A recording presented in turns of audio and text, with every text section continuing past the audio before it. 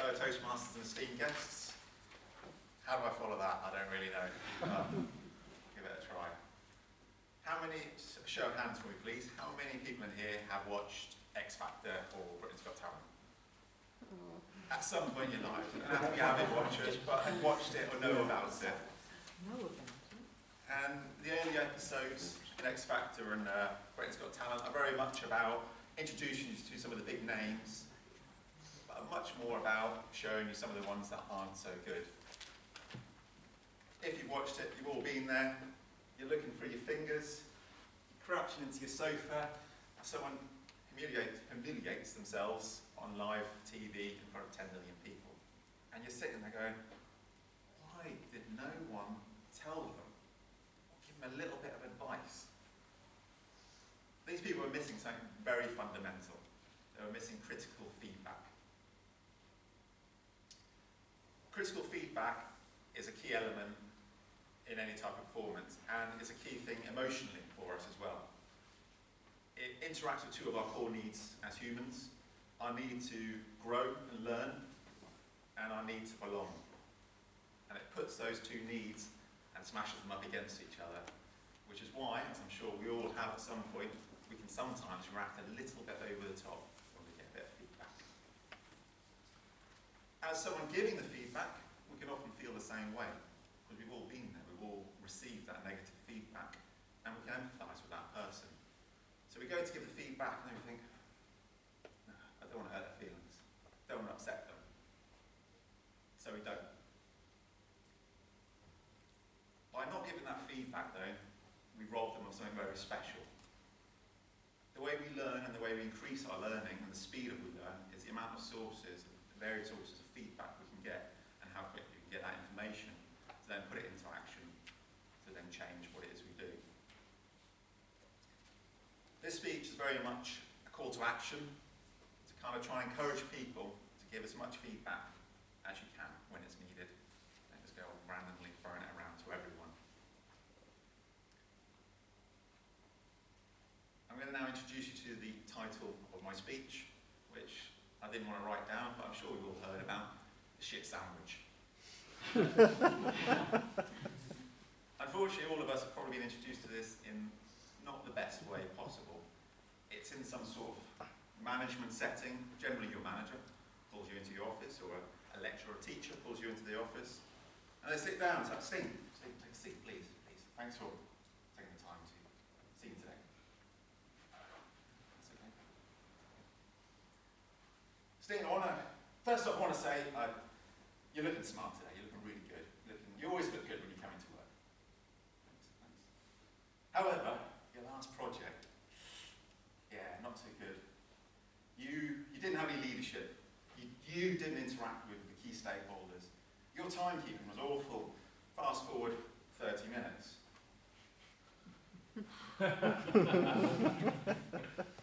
So I'm really glad that we've had this chance to talk about this, and I think we've got a strategy forward here. I just want to finish off with, your timekeeping's great. You always turn up 5 minutes early. Thank you. Probably some element of that, a couple of minutes spent on the good, 45 minutes spent on the bad, and you crawl out of that office feeling pretty shit about yourself. The shit sandwich is a good tool. I'm not here to change it, it works. But every element of that shit sandwich is relevant. The good, the bad, and the delivery. It's going to break those three down into each section. So the delivery. First thing you need to do is ask for permission. I feel as we come along to Toastmasters, we kind of give our permission when we come up on the stage and we give our talk. Because this is a safe group, people care about us, and they are following the next two steps that I'm going to lay out. The second part about the delivery is the intention. If your intent is to make someone's life better, to improve how they conduct themselves in life, then you have the right intention. And you can start to form empathy with them. Not pity, empathy.